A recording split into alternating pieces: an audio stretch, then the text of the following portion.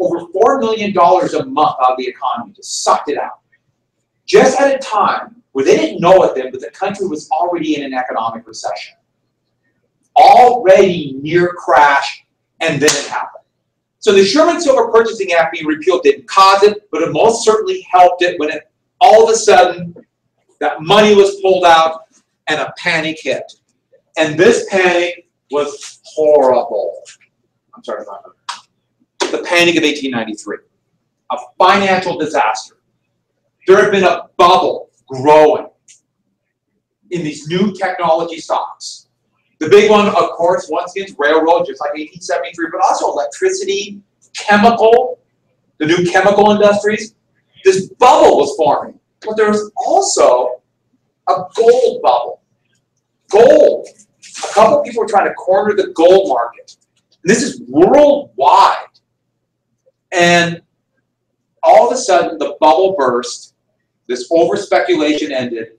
And what I put down finance was involved with a bunch of shenanigans. They were creating all of these different ways to store wealth we call securities, bonds and stocks that in reality were worth nothing. They created all these gold investment stocks. We didn't even know the details about them, except for the thing about it is in 1893, the panic happened because a lot of flim-flam by the finance industry. I like that cartoon. 1908, I'm sorry, 1908 was another panic, but that's another story. 2008, very similar thing happened.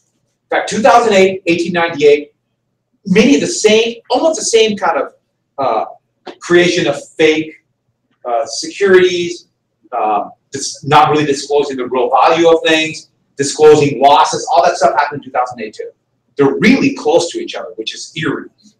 So fortunately, we never learn from these things, so we can have another one. And the way things are going, it'll be your lifetime. Wasn't that great? A couple times.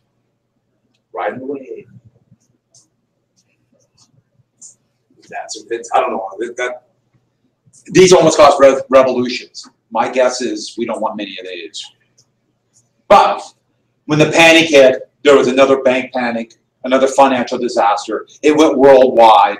It was chaos. 1893 turned out to be significantly worse than 1873.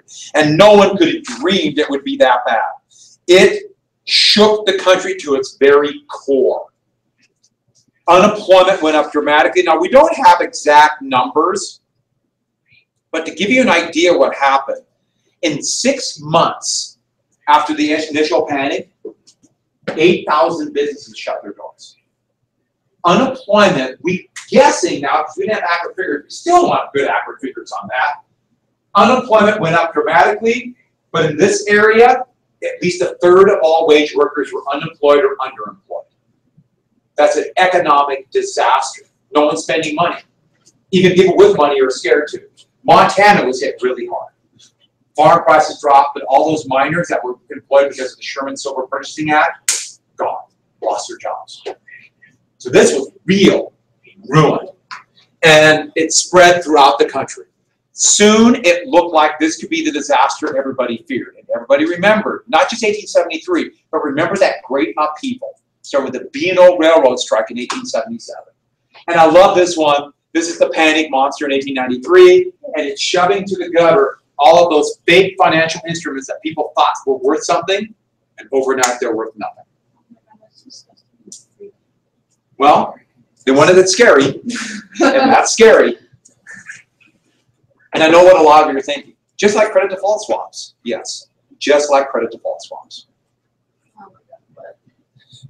Those are one of the financial instruments created during the last panic in 2008.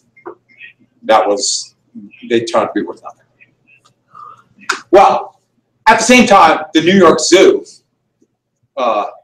literally the gates fell open and thousands of animals escaped. Yes, oh my God. And they're roaming Central Park. And that's the only way I was able to stop that tiger from attacking me. The problem with tigers, I mean, they got a quick left jab. The best part is it's like the tiger. I got to admit, though, it would make Central Park fun. That actually happened. Yeah. So, we're not going to get home today. So let's get to the Pullman Strike. 1894. This is 1894. Remember I told you how fearful they were of revolution. It seemed to happen. The Pullman Railway Carriage Company. They made railway cars. There's their factory. They made the really fancy railway cars, the first-class cars. When the panic hit, their company went down. Well, the Pullman Company did a couple things that companies all over, including happened in Montana. They ran a company town. A lot of places did this. A company town, the town was literally owned by the Pullman Company. So they owned all the homes. And the workers had to rent the homes for their families in this company town. They all lived there. The company owned the stores. The company owned everything. Have anyone driven around Anaconda? I know once you go to Anaconda, you don't want to come back. Does anyone? If you see those little tiny homes, like a row after row, those are the old company homes. And they'd rent it out to migrants' families. And they're tiny little things, right? You can fit two in this house, two in this room. Huh? Yeah, they are that small. These little tiny homes, they're all the same. Well, also the company paid them in scrip. They didn't pay them in money. They paid them in certificates that are only good where? In the company town. In fact, you could be fired if you try to buy something outside of the company town. So they created their own yeah. And think about it, now your workers are essentially like slaves. And since they don't have, who's going to take this script? And so most workers didn't understand or were desperate. They had no choice. And they can't leave because they don't have any money to leave. Well, they cut wages by a third. The company was still making money, but their wages were dropping. Why did they cut it by a third? They could. They didn't cut, but they didn't cut the rent in the company town. They didn't cut prices in the company store. So that's almost like a double pay cut, isn't it? That's huge. And so the workers went on strike. That's the company surrounded by National Guard.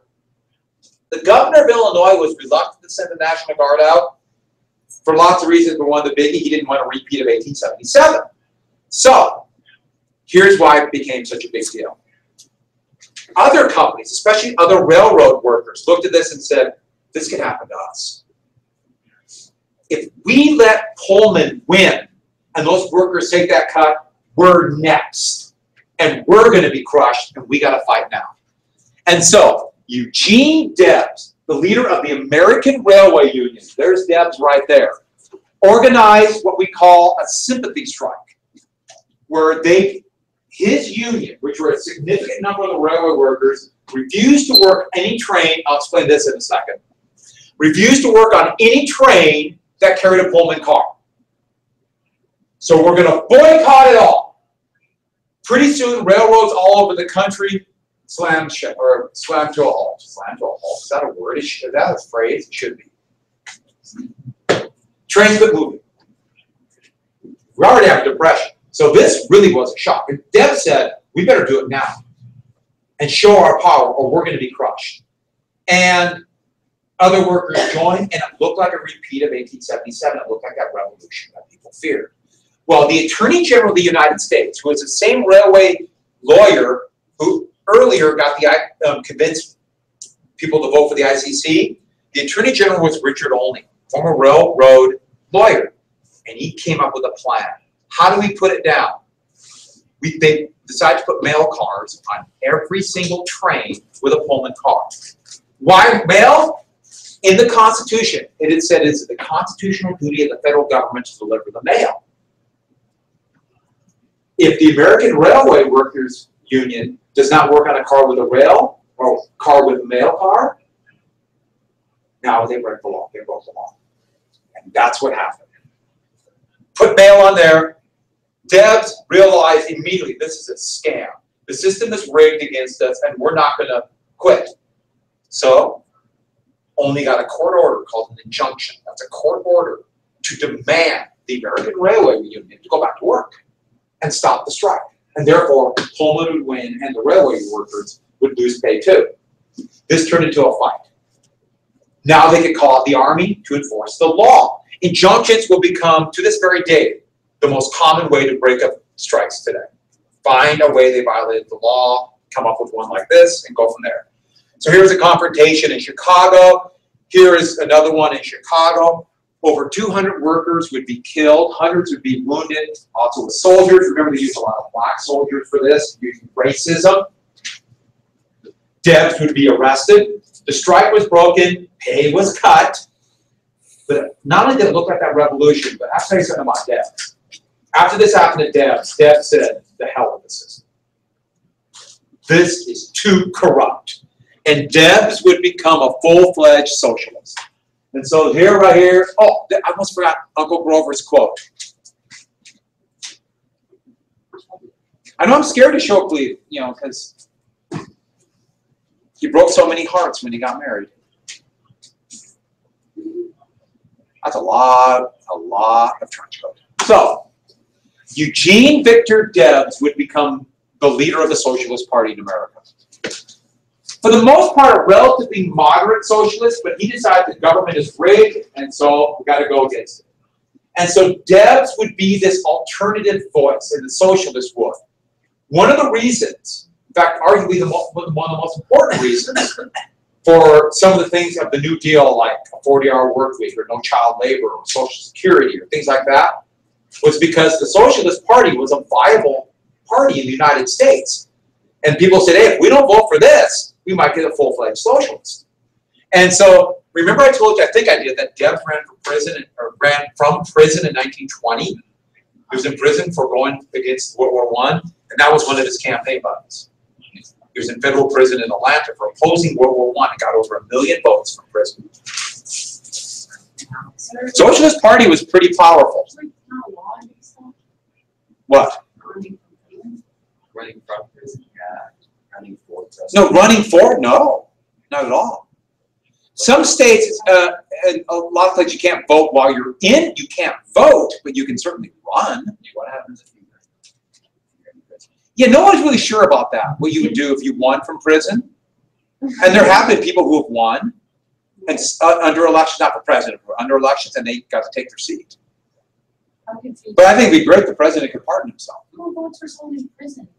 I mean, I guess that's like that's different. Well, the thing about was that he went to prison because he's what we call a political prison. Right. He went to prison because not because of anything. You know, he violated the law in that fact that they banned free speech during the war, and he said, "No, this war is horrible, Jim." Right. Okay. Yeah, he's not like he's a guy who robbed a bank. Yeah. So, almost at the same time, another movement that we call Coxey's Army.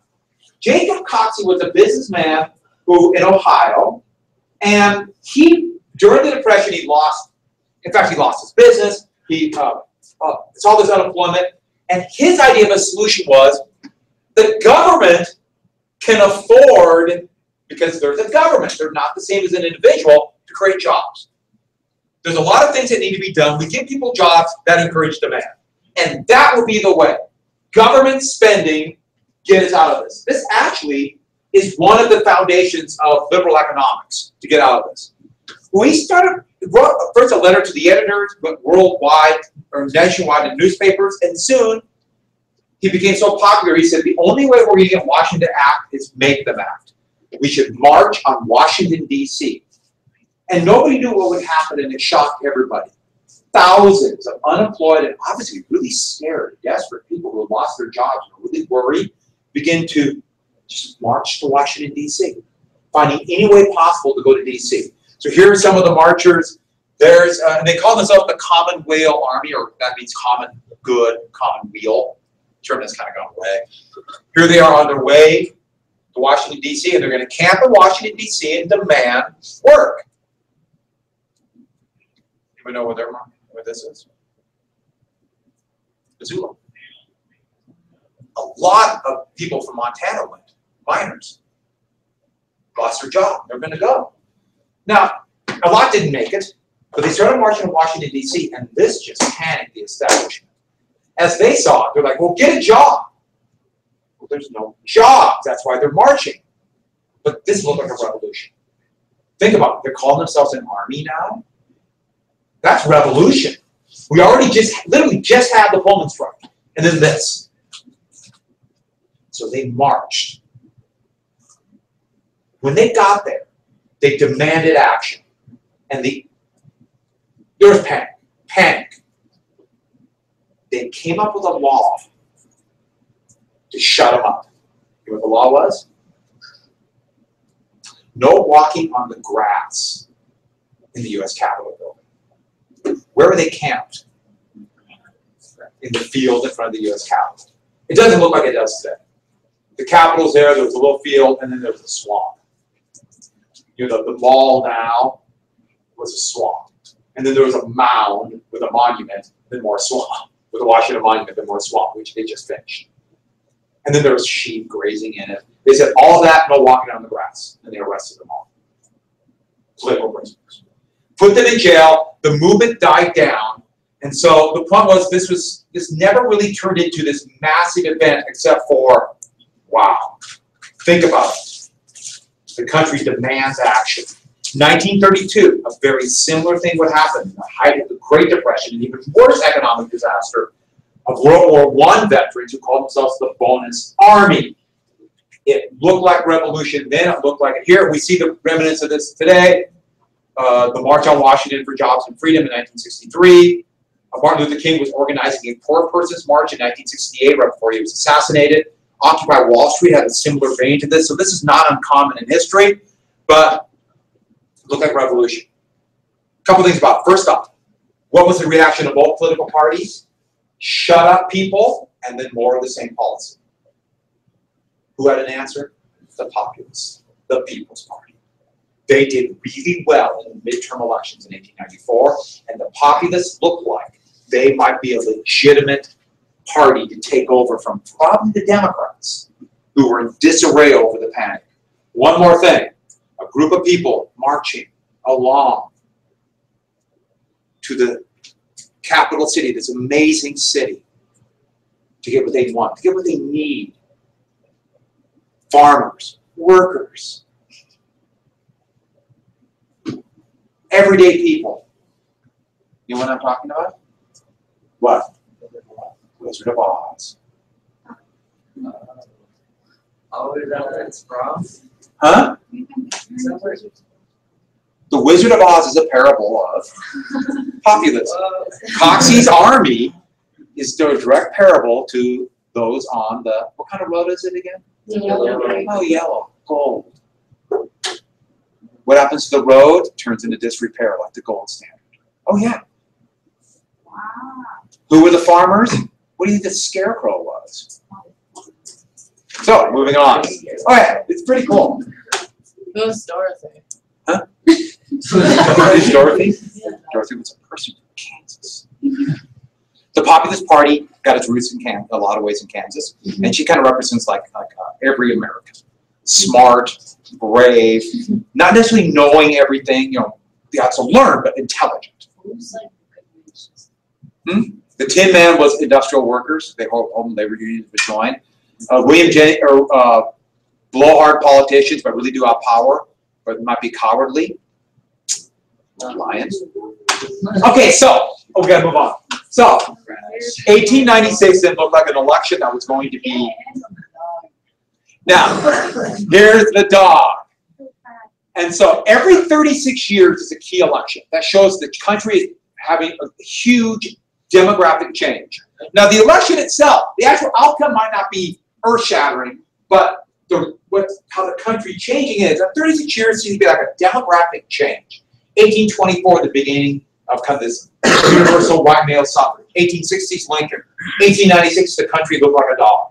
1932, Great Depression, Franklin Roosevelt. 1968, with young people in the 60s, we have Richard Nixon, which an incredible change and a conservative revival after years of very liberal country. And then 2004, President George W. Bush was reelected. So, you know, it's just literally still in our lifetime.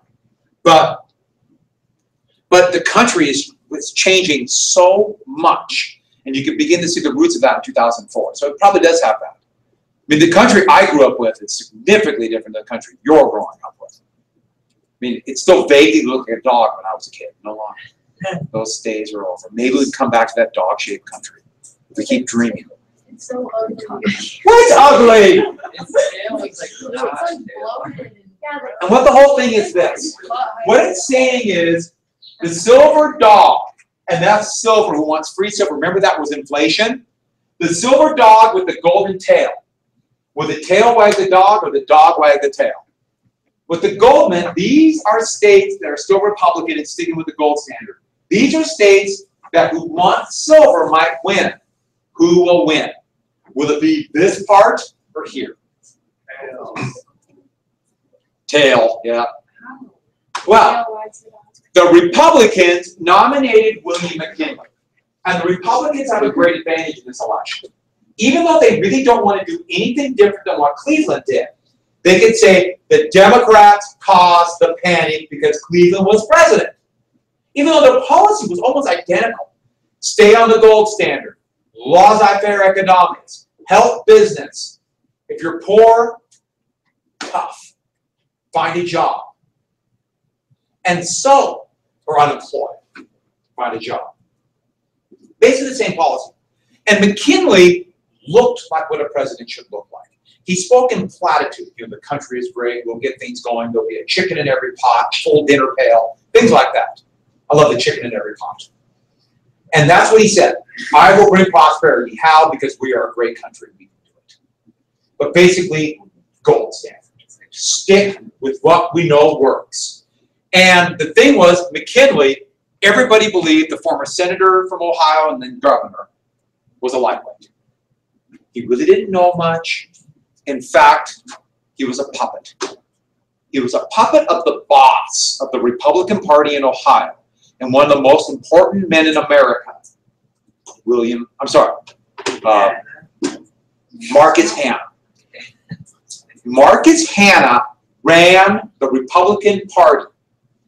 The apparatus is going to be called the machine. We'll talk about that a little bit more on Wednesday. On Monday or Tuesday of next week. Marcus Hanna ran the party. And he had so much power that he could basically pick the nominee because all the big businessmen who supported laissez-faire economics in the Republican Party funneled their money through Hanna. And so that is why we have Hanna, and there's McKinley. Look how they draw McKinley. People knew he was a puppet. Everybody knew he was a puppet of Hanna. Hanna's pulling the strings. Eventually, Hanna would become a senator. But then, you know, the dollar sign on the thumb, I love that one. And it's supposed to say that Henry Clay, the great compromiser before, who cares about him? We care about money. Better to be president so we can get what we want. Well, the Democrats are in disarray. Oh, he ran what's called the Front Porch Campaign. And the Front Porch Campaign was basically this. They started giving some speeches, but for the most part, like he was just, this is McKinley. McKinley, because Hanna was pulling the strings. McKinley just stayed on the front porch for and they had this is a picture of the governor's mansion with a couple guards and just, you know, wave to people. I am very presidential. This should remind you of somebody who had the log cabin campaign, Harrison.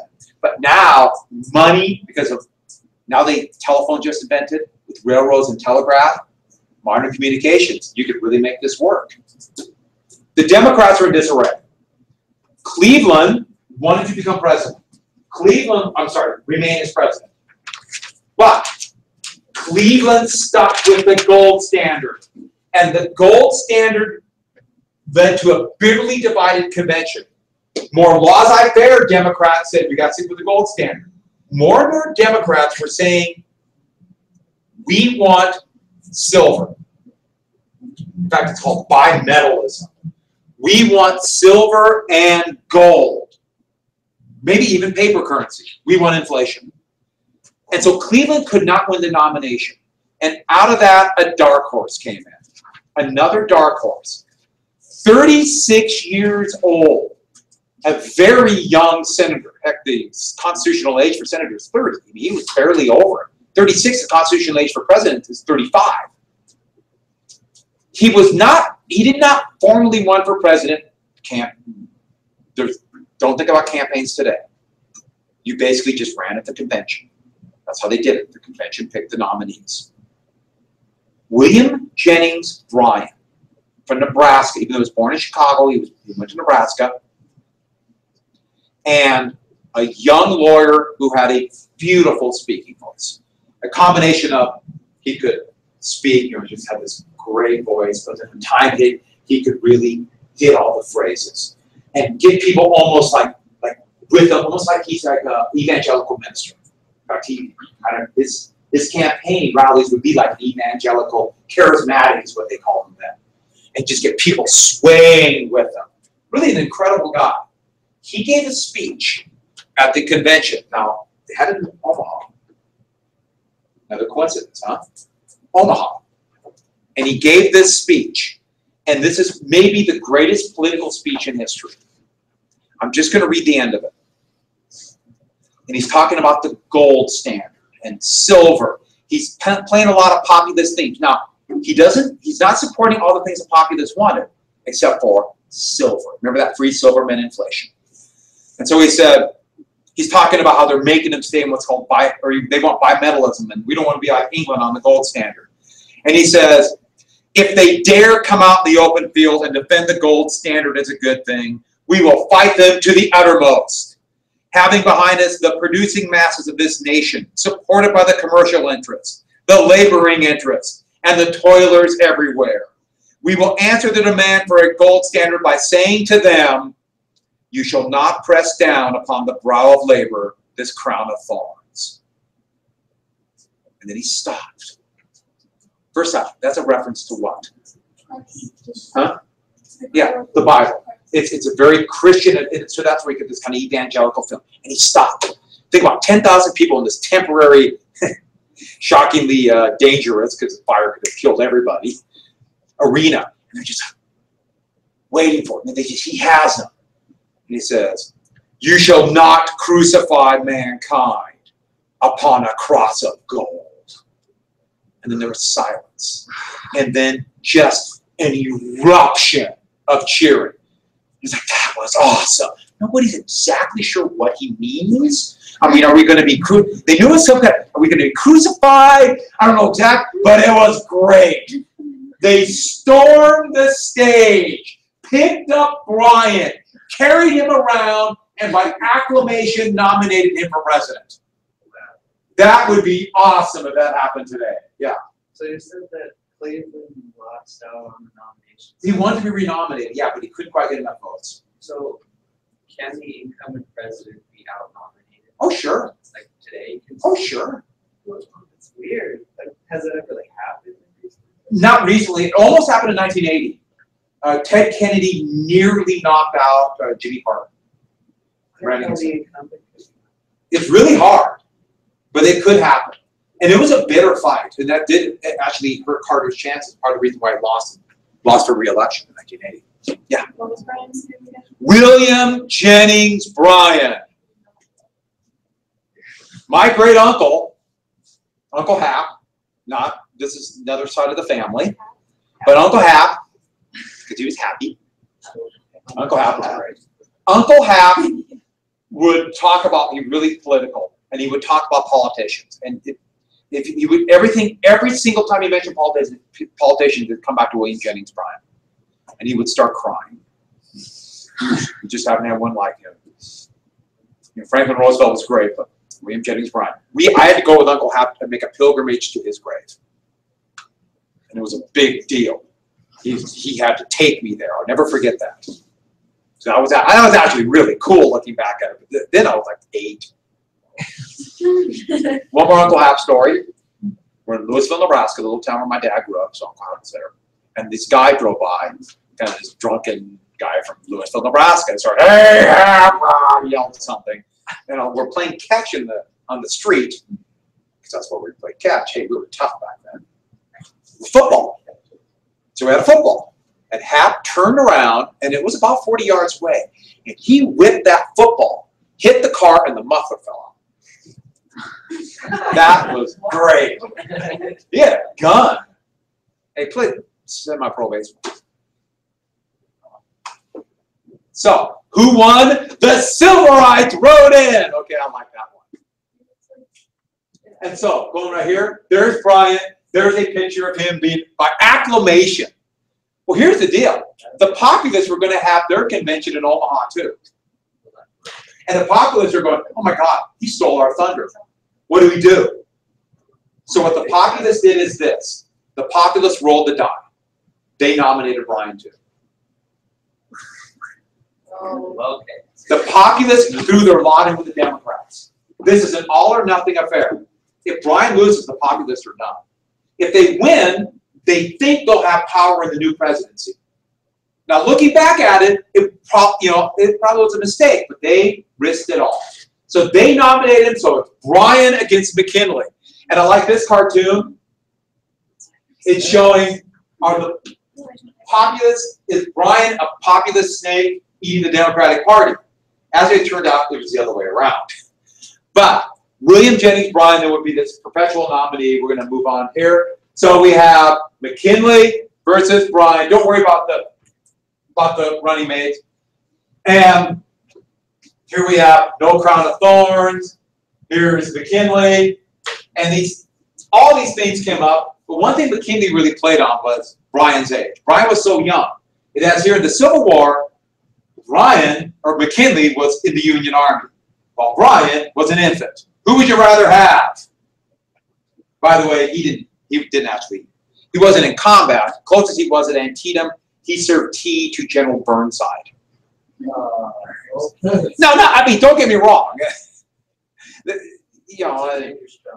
But at Antietam, one of the biggest memorials now to McKinley, after McKinley's assassination, which is very weird because the memorial to the guy who served tea, it's very awkward if you think about it seriously.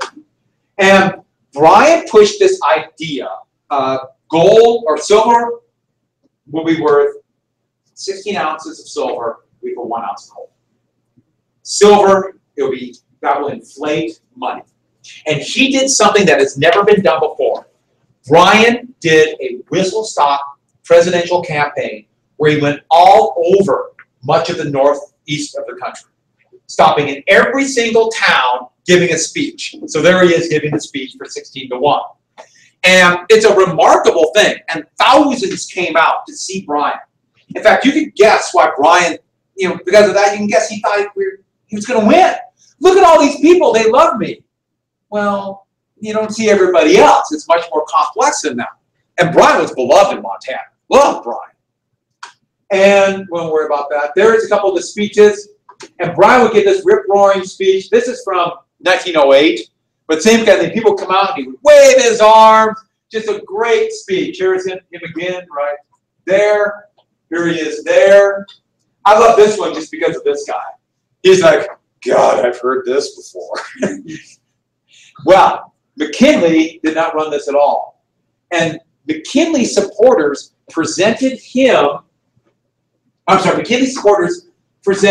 Bryan as this leader of a mob who want this decadent, unstable silver standard, and only McKinley can stand up against them. Of course, you look at that, which one looks more powerful? It's trying to say they're going to stand up against this, but and the thing it devolved into gold versus silver. Stability, honesty, you know what money's worth, the gold standard. Or if you want silver, it's inflation, better wages, pay back your debt. And so you had all these buttons with gold bugs versus silver bugs. See McKinley? I'm sorry, Bryan, see McKinley. This is my favorite. I was in a little store in New Orleans, and a little antique store. And I'm so mad at myself because, they had these buttons for sale. And it was like maybe $30. And I thought, God, that's too expensive. I don't want that. Looking back, God, $30. Why didn't I buy it? That would have been really cool, but missed opportunity. I've done that a lot. When we get to Jimmy Carter, I'll tell you about my Jimmy Carter bank that I destroyed. That's another story for later on. So, in 1896, even though Bryan supporters were so energetic, that's how the election went.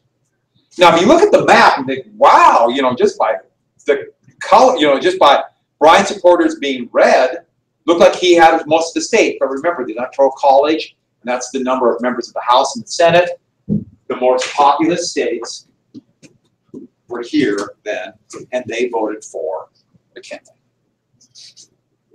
Partially because owners of businesses sat there and said, you vote for Bryan, and you're going to vote to lose your job, either by economic ruin or I'm just going to fire you. And so, oh, by the way, the blue state, red state, I know I mentioned this before, but don't forget that blue state, red state thing was just made up arbitrarily by the networks in 2000 just to symbolize the different states. And it didn't mean anything then. Then with the contested 2000 election, that's where you start getting that. Now, always blue states, they always put blue states as Democrats and red states as Republicans, but that's just meaningless colors. In fact, the kind of annoys me. It's a pet peeve of mine. So they won. Now you look at this. How could it happen? Well, why this election is so important? It's for a couple reasons. First off, yeah, gold won, right? First one, urban won. Urban interest won over rural interest. Big city. You see this all the time, where they talk about the importance of rural voters, but in reality, it's urban interest, or your idea of urban interest win. Urban dominated. But money became even more important. You've got to get money down. To give you an idea about money, think about campaign, get your word out there, get information out, let people know who you are. I mean, we're inundated with commercials here pretty soon. In fact, you're already seeing it if you go online, like little pop-up ads. Just wait. You're not going to believe what's going to happen this year. How much money is going to be spent. It's going to blow you away. You're going to be so excited about the election. Let me rephrase that. You're going to hate everybody, hate politicians so much by the election because of all the annoying ads. William Jennings Bryan raised what people thought was an extraordinarily large amount of money in 1896. $300,000. There's been a lot of inflation, just $300,000, right? John D. Rockefeller alone gave McKinley's campaign $300,000. McKinley raised $7 million. McKinley raised more in that. Hannah raised more for McKinley than all the other presidential elections combined up to that time. Who wins? Money. You have the money, you can get your message out. Now, money today is not as important in the presidential election as it used to be. It's still really important, but not as much as it used to be. Where money is really important are for the under election, where people don't know as much, don't follow it. For Senate and even more for the House. Then local elections, most people don't know. So you just get those names out there. You find a way to get people that information. You're going to get mailers all the time now and stuff. Money makes a big difference. Money. But here's the other reason why it's so big. Yeah, the money interests, social, laissez-faire economics, business interests won. But did they? The Populist Party, the last thing we got to get why this is so important, legitimately put these ideas of reform out there. It put an option to laissez-faire economics. An option saying that we better do this, or we're going to have something you're really not going to like. And it put that option out there. Virtually every one of the populist planks will happen in the progressive era, and then would all be completed in the New Deal of Franklin Roosevelt. So it's going to happen. And the same kind of people that went against McKinley, supported McKinley, are going to go against it in all those years and would fight it the whole time, all the way up to today. And now, to give you an idea, the people who are opposed to that, more laissez-faire, they are, I don't know if they're winning today, but they were winning pretty decisively for your life. I think we're making a change. I don't know. We'll see. It's hard to tell when you're right in the middle of it. All I know is I'm still hoping Richard Nixon comes back and runs. That's all I know. Richard Nixon will be the only politician that I will tell you for absolute certainty my opinion of him. I don't like to tell you exactly my opinions because you'll get too like, either like, he said that, so he's trying to convince us, or you'll try to kiss up to me and agree with me. Right, Eli? Yeah, I know you. But Richard Nixon's one politician, I'll tell you my true opinion. Great. I hate him with a passion that's hard to put in terms. Figure that out. There they are. The travelers. Who's the Lion representative? Politicians, like William Jennings Bryan. You talk hard, but they don't deliver, so they're cowardly. It's a little bit, I mean, don't think about it absolute. It's a metaphor. Yeah. Oh, and one more thing. Her dress is pink, but it showed up white and technicolor. What's that? Yeah, the original one. Buddy Epson nearly died. Okay. How do you get lead poisoning? Because you use lead in makeup. Yeah. Well, it was more lead poisoning. It was really toxic. You had a serious reaction. Lead is shockingly bad for people. You know anything that was happening in Flint, Michigan? Yeah. Where they, to not even save money, but I think just to be jerks, they poisoned every kid in Flint. What? And lead for little kids, it really bad. That's part of the reason why people my age are so crazy. Lead poisoning. All right, new heading. Imperialism. Imperialism. Do you know what I'm talking about? Why we're all crazy? Why kids my age? They used to put lead in gasoline to keep the engines from knocking. All that exhaust would go everywhere. On your food, on yourself, you breathe it in. We all had low degrees of lead poisoning. Every single person my age. Heck, when they got rid of lead and gasoline in the 1980s. And guess what happened to the crime rate, by the way? In about 15 years. Off a cliff. Why? All you lead damn. And that's why I think I'm a lot tougher than you. I had lead poisoning, and I'm still here. Actually, it's a real deal. And it's one of those things that, yeah, once I got rid of lead, it's amazing. So have sympathy for old timers like me. You're looking at that.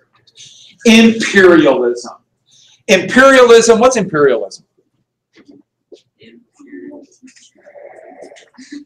It's what? William? You're going to trouble again? You're in trouble.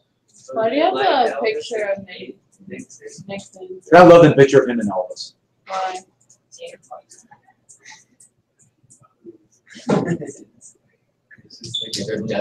Imperialism. The United States would enter the age of imperialism. What is imperialism? We just start. Wait. Wait, you're going to write this down. What is it? It's empire for profit. Empire. Empire for profit. Tomorrow we're going to go through a lot of stuff. We're probably going to have to fight Spain too. If you don't have those documents, either see me right now, or if you think you might have them somewhere, ask me tomorrow.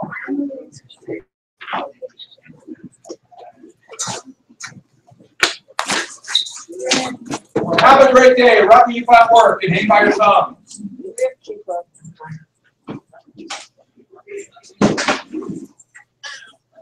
Oh, we're starting a movie special topics.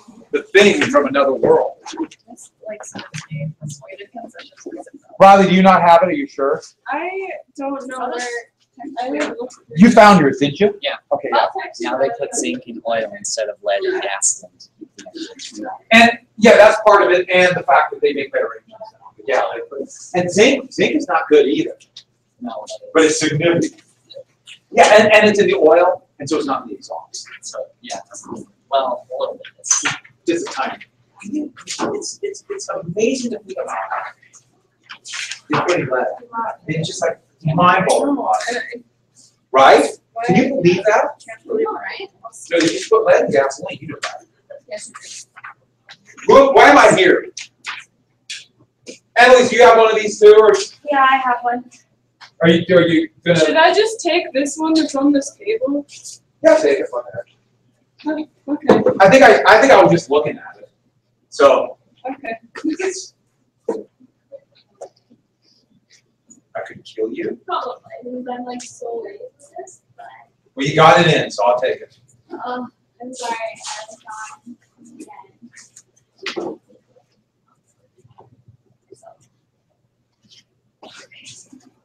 And you got this time, you know, we're done.